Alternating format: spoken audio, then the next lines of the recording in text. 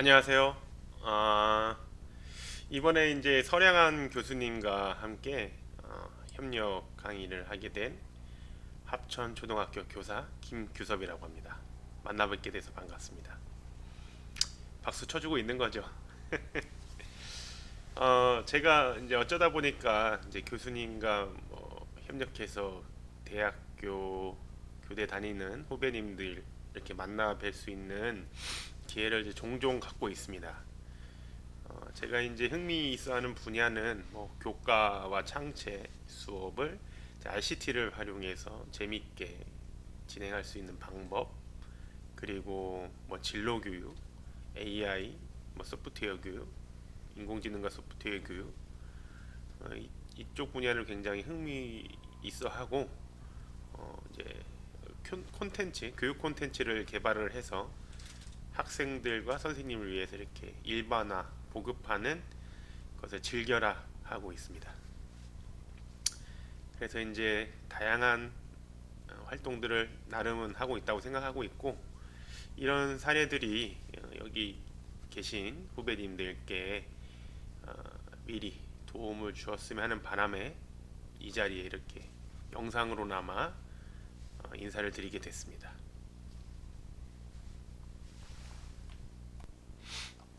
일단 이제 처음에 시작하기 전에 이 메타버스가 뭔지 한번 간단하게 이야기를 나눠보겠습니다.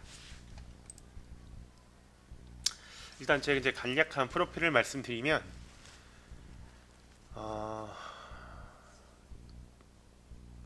선생님들과 함께 충남 소프트웨어 ICT 교육연구회라든지 전국 초등진로 전담교사 모임 또는 충남 진로교육연구회를 운영하고 있고요.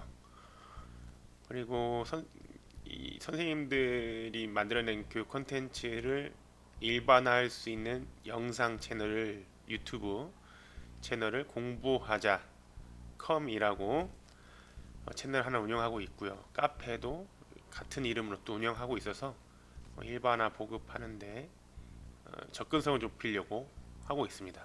그래서 공부하자닷컴 대표라고 하기에는 직함 하나 한번 스스로 만들어 봤고, 그 다음에 이제 교사 크리에이터 협회라고 해서 유튜브, 특히 교사 유튜버들을 중심으로 한 협회가 있습니다. 예, 거기서 이사직을 맡고 있습니다.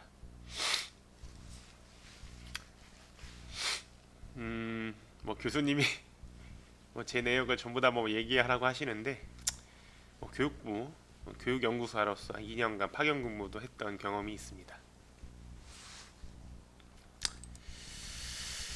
이번에 이제 제가 메타버스 관련해서 책을 4권을 냈어요. 그래서 메타버스 교육백서 1권부터 4권이 있고요. 어, 우리가 지금 하는 마인크래프트 에듀케이션 관련한 책은 3권에 해당합니다. 메타버스에 좀 더 관심이 많으신 분들은 책을 구입해서 한번 읽어보시면 좋을 것 같고요. 지금 이 보여드리고 있는 슬라이드가 모두 다 장착이 되어 있습니다. 영상도 전부 다 만들어 놨으니까 편하게 하시면 되겠어요. 선생님들, 제가 이제 후배님들을 선생님이라고 제가 호칭하겠습니다. 이제 선생님이 되실 거니까요. 선생님들은 아직 들을 수 없을 것 같지만 현직에 나오면 다양한 직무 연수를 듣게 돼요. 인터넷을 통해서, 출석 연수를 통해서. 한국교원연수원이라는 곳이 있는데 여기에도 메타버스 연수 30시간짜리를 론칭을 해서 많은 분들이 또 메타버스에 대해서 공부를 하고 있습니다. 다른 연수원의 연수들은 다 15차시짜리지만 저희는 30차시를 만들었고요. 네, 전부 이제 메타버스 교육백서의 내용을 기반으로 하고 있습니다. 그래서 이제 책을 보고 잘 모르겠으면 연수를 들어도 좋을 것 같습니다. 한 20분, 짧게 20분 정도 빠르게 얘기를 하겠습니다. 메타버스가 대체 뭐냐? 메타버스의 시작은 1992년에 출간된 미국의 SF 작가 닐 스티븐슨의 소설 스노클렛이라는 이 소설책에서 시작이 됐어요. 메타버스와 아바타라는 단어가 먼저 사용되기 시작을 했고요. 이 소설의 내용은 피자 배달부가 메타버스에서는 뛰어난 관객이자 해커로서 이 온라인과 오프라인 세상을 오가며 이제 생활하고 있었는데, 이 메타버스 내에서 퍼지는 신종, 마약, 스노크래시, 마약 이름입니다. 이것이 현실 세계의 사용자의 뇌까지 망가뜨린다는 사실을 알고 범죄 조직과 맞서 싸운다라는 내용입니다. 굉장히 흥미있죠? 이와 비슷하게 나온 게 레디 플레이 원입니다. 2018년 개봉한 미국의 SF 모험 영화인데요. 메타버스를 굉장히 시각적으로 잘 표현했어요. 영화 배경인 오아시스는 상상이 현실이 되는 곳이다. 무엇이든 할 수도 있고 누구든 될 수 있는 가상현실 세계를 잘 그려내고 있습니다. 이 메인 예고편이 있는데, 이 예고편에 메타버스의 기본적인 현황과 미래 모습들을 살펴볼 수가 있어요. 한번 보겠습니다.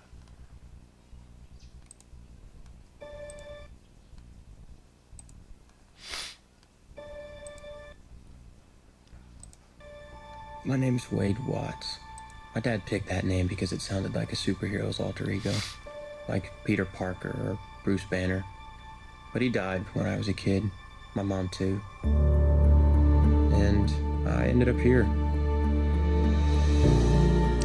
자, 2045년 미래를 그리고 있고 현실이 굉장히 우중충하죠.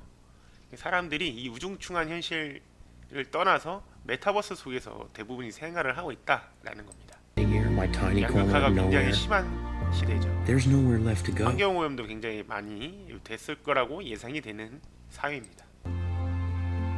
Nowhere. Except the Oasis. 자, 지금 메타버스를 접속하기 위해서 뭘 끼고 있죠? 고글을 끼고 있죠. 이거를 HMD 헤드마운트라고 하는데, 예전에 웹툰이 아니죠, 만화책이었죠. 뭐 유레카 같은 만화책에 이제 가상현실 게임을 온라인 게임에 접속해서 이제 뭐 모험을 펼치는 여러 가지 만화들이 있는데, 거기 뭐 에반게리온도 있고요. 거기에서 대부분 가상현실 또는 뭐 로봇, 인공지능 뭐 접속을 하기 위해서는 캡슐 안에 들어가는 것을 많이 표현을 했어요.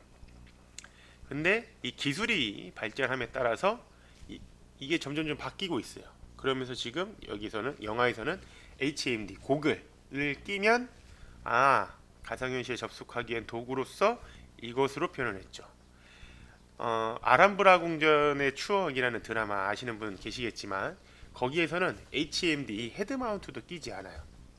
더 기술이 발달한 것을 상상해서 렌즈를 눈에 끼므로써 가상현실 속에서 증강현실이죠. 그거는 그 가상 게임을 즐길 수 있게 하죠. 아마 이제 기술이 더 발전하면 뇌파 이런 것도 다 필요 없이 뇌파로만 또 이렇게 접속할 수 있게끔 할 거라는 또 상상으로 또 여러 영화가 나오지 않을까 싶기도 합니다.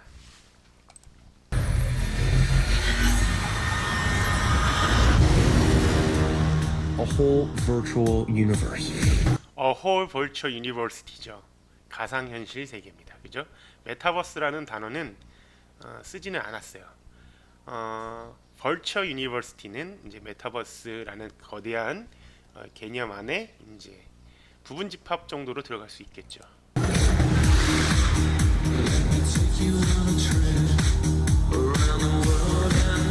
People come to the Oasis for all the things they can do. 당연히 모든 것이 가능하겠죠. 그래픽 디자인만 하면 되는 거니까요. 그죠? But they stay because of all the things they can be. Can you feel this? 자, 요게 중요합니다. 우리가 가상현실에 접속, HMD 이거를 끼고 접속을 했을 때 실제감을 잘 느끼지 못하는 이유는 우리 오감, 특히 촉감이 없기 때문이에요. 네, 영화에서는 수트를 입음으로 인해 가상현실에서 누가 나를 건드렸을 때 이 수트에서 촉감을 실제 오프라인에 있는 나에게 전달을 함으로써 진짜 뭔가 이루어지고 있다라는 사람의 착각을 일으키면서 실제감을 더 부여를 하고 있죠. 이 고글에서 뭐 냄새라든지 뭐 바람이라든지 이런 거를 나오게 함으로 더더욱 실제감을 많이 느끼기도 할 수도 있을 거라 예상이 됩니다. 자, 근데 만약에 가상현실에서 누군가 나를 때렸어요. 아니면 나를 죽였어요. 그랬을 때 똑같은 촉감, 감각을 느끼게, 통증을 느끼게는 할 수는 없겠죠. 이제 이게 메타버스와 관련된 윤리 문제랑도 또 엮여지게 됩니다. 뭐 성추행, 성폭행 문제도 있고, 폭력 사건 문제도 있고, 여러 가지 해킹 문제도 있을 수도 있겠죠. 촉감을 굉장히 세게 해서 그 사람에게 고통과 또는 치명상을 입게 할 수도 있기 때문에 인공지능뿐만 아니라 이 메타버스도 윤리적인 문제가 굉장히 크게 부각이 될 거라고 예상이 됩니다. 그렇다고 메타버스를 하지 말게 하느냐? 그건 아니죠. 그래서 교육이 필요한 거죠. Yeah. It's the only place that feels like I mean anything.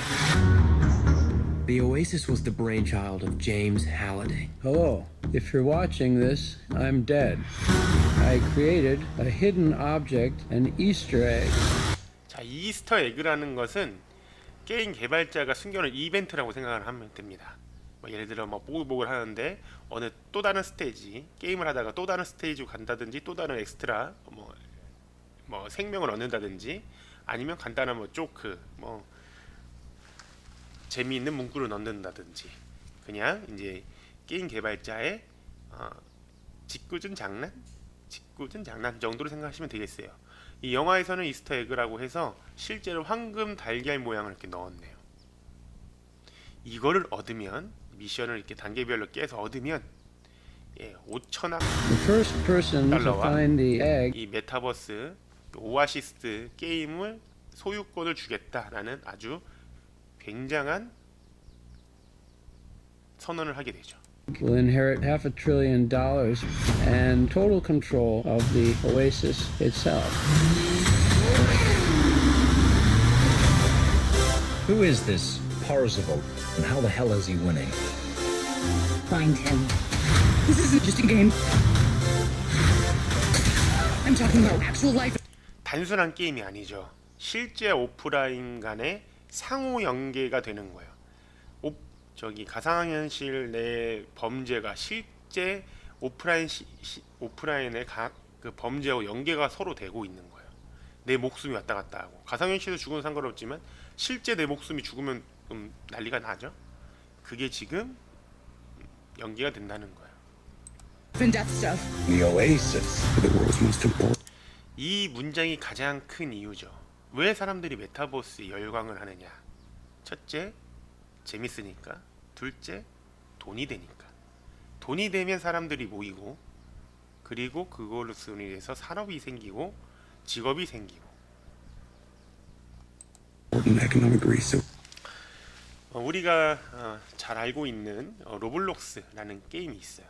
이 로블록스 게임의 로벅스라는 가상 화폐는 실제 달러와 30대 1로 교환이 됩니다. 그러다 보니 로벅스로 돈을 벌어서 한 달에 1년에 수십억 달러를 버는 초등학생과 중학생이 나오기도 하죠. 우리나라에도 제페토라는 메타버스를 통해서 한 달에 1,600만 원 정도 버는 사람이 있다라고 해서 유튜브에 이렇게 나오는 경우도 있더라고, 뉴스에. It's nothing less than a war for control of the future. 자, 미래가 걸린 전쟁이죠.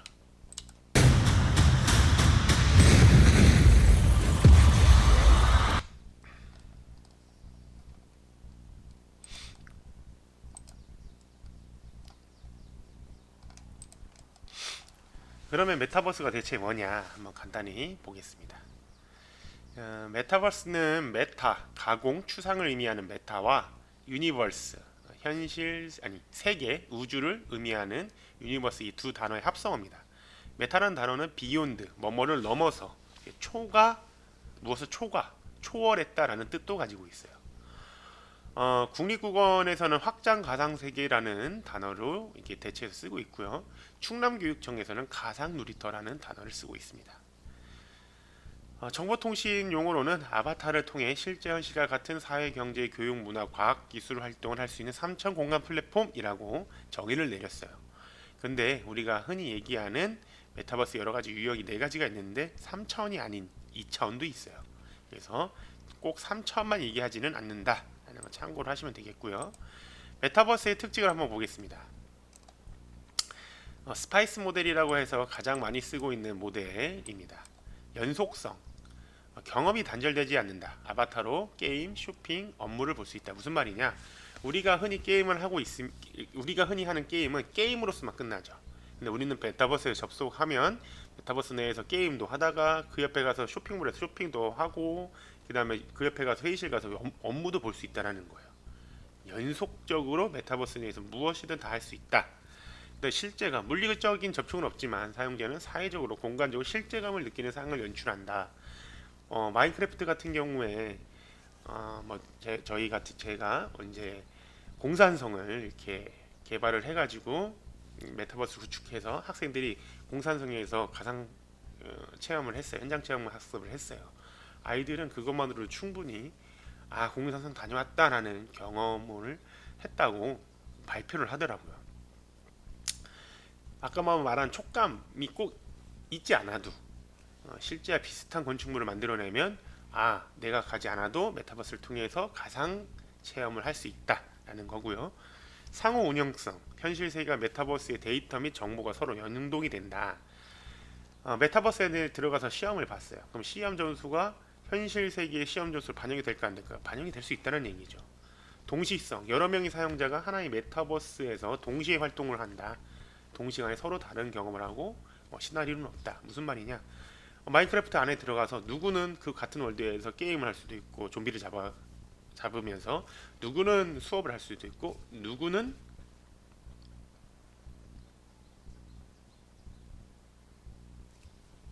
건축을 할 수도 있고요. 경제 흐름, 소비자와 생산자를 동시에 재화와 서비스가 자유롭게 거래가 되고 실물 세상의 경제 흐름과 연동이 된다. 아까 얘기했던 30대 1로 실제 화폐와 가상화폐가 서로 등가 취한이 된다라는 거. 또 예전에는 소비자로서 또는 생산자로서 딱 역할이 구분되어 있지만 요즘에는 생산자이기도 하고 소비자이기도 한다. 무슨 말이냐? 나는 이 게임 내에서 소비 활동을 하지만 아이템을 만들어내면서 판매하면서 생산자 역할도 하게 된다. 그래서 그게 창작자 크리에이터 C 두 번째 C를 설명하는 내용입니다. 메타버스 관련해서 대한정보처리학회에서 5C 모델을 내세웠는데요. 세계관이 있고 창작자, 누구나 컨텐츠 창작자가 될 수 있다는 것과 디지털 통화, 그리고 일상의 연장, 현실과 메타버스 안에서 지낸 모든 일들이 축적이 되고 서로 상호작용할 수가 있다.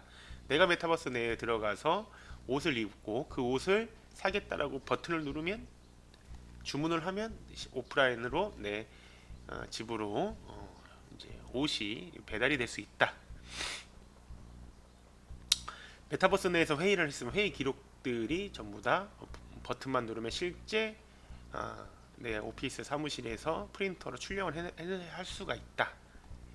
서로 연장이 된다라는 얘기입니다. 그게 이제 연결과도 연결이 되겠죠. 여기에 서로 다른 메타버스 세계를 연결한다고 했는데 우리가 흔히 쓰는 잽이라는 메타버스에서는 인베드 기능을 통해서 다양한 웹도구와 다른 메타버스 플랫폼들 연결을 합니다. 이제 예전과는 달라. 예전에는 하나로 다 뭉치려고 했지만 요새는 각각의 개성을 존중하면서 링크하는 것으로 트렌드가 바뀌고 있어요. 사람과 사람도 연결하고 현실과 가상을 연결하는 것이 두드러지는 메타버스의 특징이다라고 대한정보처리학회가 얘기하고 있습니다. 메타버스의 4가지 유형을 한번 보면 X축과 Y축을 증강과 시뮬레이션, 외적인 것과 사적인 것 이렇게 나눌 수가 있어요. 증강은 현실을 기반으로 해서 그래픽을 넣은 거고, 시뮬레이션은 완벽하게 360도가 전부 다 그래픽으로 둘러싸여 있다라고 생각을 하시면 돼요. 사적인 거, 외적인, 사적이라는 단어를 이게 우리 말로 이제 한자로 표현을 하자니 저렇게 나왔는데 이렇게 얘기하면 좀 어렵고, 인티메이트, 사용자 자신에게 집중을 했다라고 했죠. 그거는 1인칭이라고 보시면 돼요. 라이프록이나 가상세계는 라이프록이 내 이야기를 쓰는 거고, 가상세계는 1인칭 모드로 시점을 볼 수가 있는 곳이라고 생각하시면 되겠고요. 외적인 익스터널은 3인칭이라고 생각하시면 됩니다. 그래서 거울세계, 증강현실은 내가 그 메타버스 안에 들어가서 보는 게 아니라 바깥에서 보는 거예요. 바깥에서 메타버스를 이렇게 지켜본다라고 생각하시면 되겠습니다. 그러면 증강현실의 특징을 얘기해 보면 현실 공간에 2D 또는 3D로 만든 가상의 물체를 겹쳐서 보여주는 방식입니다. 포켓몬고가 있죠. 우리 둘째가 요새 포켓몬고에 완전 빠져 지냅니다. 실제 세계에는 아무것도 없어요. 근데 핸드폰을 딱 갖다 대면 포켓몬 피카츄가 있는 거야. 파이리가 있고. 그러면 그거를 데리고 삽니다. 핸드폰만 있으면 이 포켓몬 몬스터가 자기 애완동물이 되는 거예요. 그 맨날 핸드폰 달라고 난립니다. 랜드스케이프 같은 경우에는 종이에다가 색을 칠하고 랜드스케이프 앱을 이렇게 갖다 대면 이게 등고선처럼 이렇게 쭉 높이가 표현이 됩니다. 그래서 지리교육에 많이 쓰이고 있어요. 사회수업, 초등학교 사회수업과 이제 중고등학교 지리수업에 많이 쓰이고 있는 앱입니다. 또 다른 예를 들면 우리가 관공서 같은 데 가면 잔디밭 이렇게 펼쳐져 있잖아요. 이 잔디밭 그냥 보면 아무것도 없어요. 근데 이 핸드폰 앱으로 딱 갖다 대면 거기에 얼룩말과 사자와 기린이 뛰어다니는 사바나 초원으로 바꿀 수가 있습니다. 가상 동물원을 이렇게 구축을 할 수가 있죠. 그래서 그것을 우리나라 관공서에서 많이 채택을 해서 쓰이고 있는 사례가 늘고 있습니다. 라이프 로깅은 일상 속에서 경험과 정보를 기록하고 공유하는 방식을 얘기합니다. 그래서 이제 뭐 인스타그램, 페이스북, 뭐 유튜브, 뭐 이제 이런 블로그 같은 SNS, 또 스마트폰 건강에 웨어러블, 아니면 뭐 삼성 헬스 같은 것들을 라이프 로깅이라고 할 수가 있습니다. 여러분들 SNS를 하는 이유가 뭐예요? 라이프 로깅과 관련해서 간단하게 재밌는 얘기를 하자면 SNS 이제 글을 올리면 누군가가 내 댓글에 답변을 해주겠지라고 기대감을 갖게 되죠. 그러면서 도파민이 분출이 된다고 합니다. 누군가가 댓글을 달아주고 좋아요를 눌러주면 기분이 좋아서 아드레날린이 분출이 된대요. 인간은 이렇게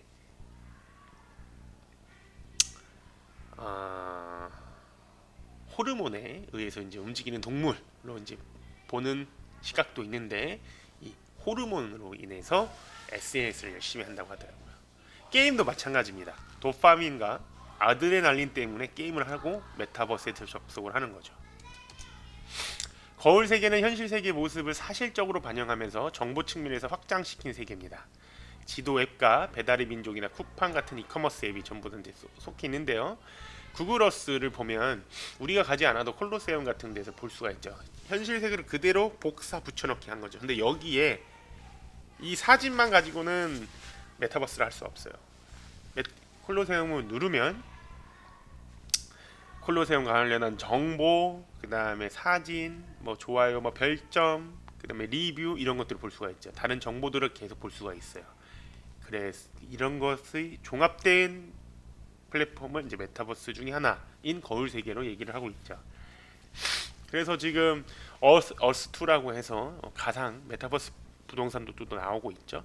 그다음에 줌이나 구글 미트 같은 원격 화상 시스템, 우리 얼굴을 그대로 복사해서 붙여 놓은 거잖아요, 그죠? 말하는 것도 다 그렇고, 근데 여기에 그 사람의 여러 가지 정보도 포함이 돼 있고, 뭐 이러다 보니까 이것도 거울 세계의 일종이다라고 이렇게 얘기를 하고 있습니다. 가상현실 버추얼 월드죠. 현실과 유사하거나 완전히 다른 공간, 시대, 등장인물들을 디자인하고 그 속에 살아가는 방식이에요. 이 모야바야 동물의 숲, 이 닌텐도 게임이죠. 이게 발매가 되자마자 수천만 장이 팔렸대요. 수억 장이 팔리고 수천만 명이 동시에 접속을 했답니다. 저도 이걸 이제 사가지고 들어가 봤더니 들어가는 이유가 딱 하나예요. 여기에서 사람들이 가상 힐링을 하는 거예요. 아무것도 없어. 어떤 섬에 가가지고 그냥 소소하게 농사 짓고 해변가에 있고 바닷소리 듣고 이러는 거예요. 이런 힐링을 위한 메타버스 게임들도 앞으로 전망이 있다. 우리나라 이제 네이버 제트에서 만든 제페토, 뭐 로블록스 이런 것들의 가상현실 대표적인 사례죠. 우리가 하는 마인크래프트도 가상현실로 이렇게 넣을 수 있겠습니다. 우리 생활 속 메타버스가 왜 주목을 받았을까? 과거에도 있었어요. 바로 지금 당장 주목받은 게 아닙니다. 예를 들어 이제 2000년대 초반 메타버스 열풍이 불었었죠. 대한민국 우리나라에서 이 싸이월드 미니 어플을 모르면 간첩이었습니다. 3,500만 명이 가입을 했었다고 하더라고요. 가상화폐로 도토리로 홈페이지를 꾸미고 지인들과 소통을 했습니다. 현재는 이게 뭐 포트나이트라든지 로블록스, 네이버 Z, 뭐 제페토 등 이런 걸로 넘어갔죠. 뭐 인스타그램부터 시작해서. 이게 왜 이렇게 메타버스가 다시 한번 주목을 받게 됐느냐? 가상융합 기술이 발전했기 때문이에요. 여기 보이는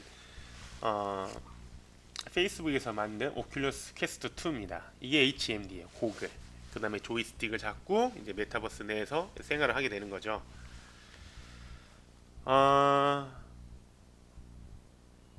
근데 제가 이제 말씀을 드렸죠. 요 근래에 다시 곽광을 받고 있다고. 예전에도 오큘러스 이거 퀘스트 2 오큘러스 이거 있었어요. 구글이 있었습니다. 구글 카드보드 게임 해서 핸드폰 넣어가지고 유튜브에서 360도 이렇게 보면서 이렇게 가상현실 체험을 했단 말이죠. 저는 이게 엄청나게 반향을 일으키고 우리 수업에 잘 들어와서 가상현실 콘텐츠도 많아지고 수업 사례도 많아질 거라고 생각했는데 인기가 훅 떨어지는 거예요. 왜 그럴까? 아주 사소한 이유에서부터 이 이유가 나와요. 뭐냐? 자, 저 HMD 헤드마운트 이거 이렇게 끼고 하라고 하면 여기 계신 선생님들 하시겠어요? 남자들도 잘 안 할 것 같은데 여자 선생님들 안 하세요. 왜 안 해? 머리 막 이렇게 잘 해놨는데 이거 쓰면 머리 망가지죠. 화장 묻죠. 귀찮아진다 이거죠. 특히 이 외모에 민감한 청소년, 여학생, 남학생들이 이거 끼면서 수업하자니까 안 하는 거예요. 아주 사소한 이유예요.